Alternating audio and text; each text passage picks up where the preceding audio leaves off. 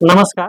मी doctor Krishna Rajendra Wadgaonkar, दिव्यनस clinic Bharadi, तालुका सिल्लोड, जिल्हा छत्रपती संभाजीनगर येथून बोलतोय. आमच्याकडे 5 ते 6 महिन्यांपूर्वी आणि पूर्वीपासून बऱ्याच वेळेस ज्ञानेश्वर खंदारे हे त्यांच्या उपचारासाठी येतात व त्यांच्यासोबत असलेले पेशंट सुद्धा ते आमच्याकडे उपचारासाठी घेऊन येत असतात. त्यांना पहिले नसांचा, गुडघ्यांचा प्रचंड त्रास होता आणि त्यांच्यावरती आम्ही सुजोक ॲक्युप्रेशर उपचार पद्धती आणि आयुर्वेदिक उपचार पद्धतीनुसार त्यांना आम्ही आज बरं केलंय आणि आज ते पूर्णतः बरे झाले. आपण त्यांच्याकडूनच जाणून घेऊयात की त्यांना पहिले काय काय त्रास होता, आता कसं वाटतंय. नमस्कार काका. नमस्कार. नाव काय तुमचं? माझं नाव ज्ञानेश्वर नामदेव खंडारे, गाव? मुक्कामपूर घोडेगाव, तालुका नेवासा, जिल्हा संभाजीनगर, अहिल्यानगर. अहिल्यानगर. ठीक आहे.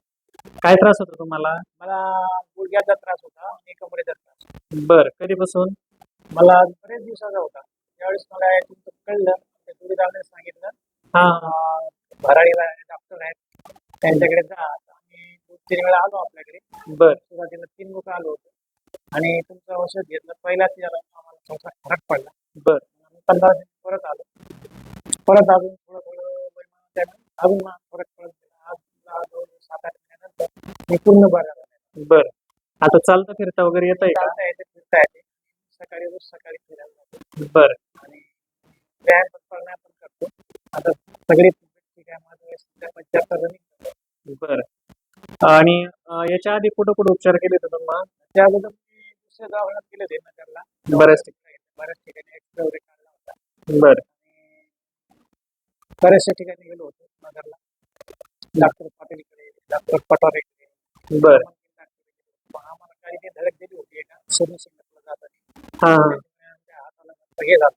बर. एक्सरे मध्ये काही फ्रॅक्चर निघालं नव्हतं, पण त्यावेळी त्याची स्नायू दुखत होती. बरोबर. त्याच्यामुळे डॉक्टरांच्या भराडीच्या डॉक्टरच्या प्रयत्नामुळे आम्ही आता बरं होता. माझ्यावर 7-8 लोक होते गोळ्यांमध्ये. बर. त्यांचे पण सगळे आता बरे झाले. बर. अजून काही लोकांची ट्रीटमेंट चालू आहे. ठीक आहे. आणि आम्ही डॉक्टरवर पूर्ण 100% विश्वास तेव्हा आमचं देवच मानतो आम्ही त्यांना.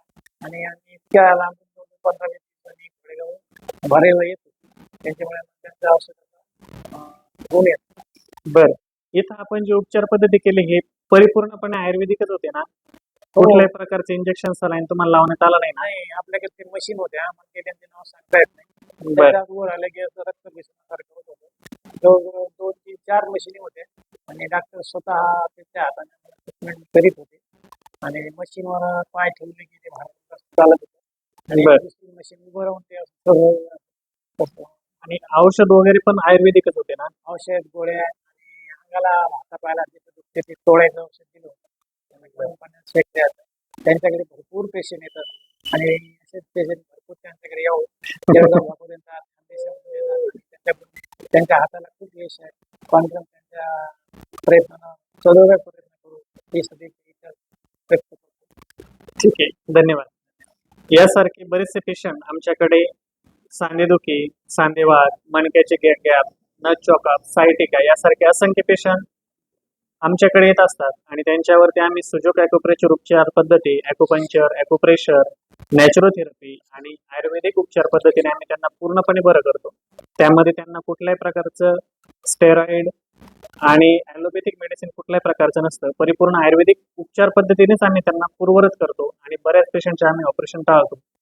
असे कोणी पेशंट असतील तर आम्हाला निश्चित कळवा. आमचा पत्ता तुम्हाला स्क्रीनवरती मिळेलच आणि आमचं डॉक्टर कृष्णा वडगावकर ऑफिशियल हे यूट्यूब चॅनल सबस्क्राईब करा. धन्यवाद.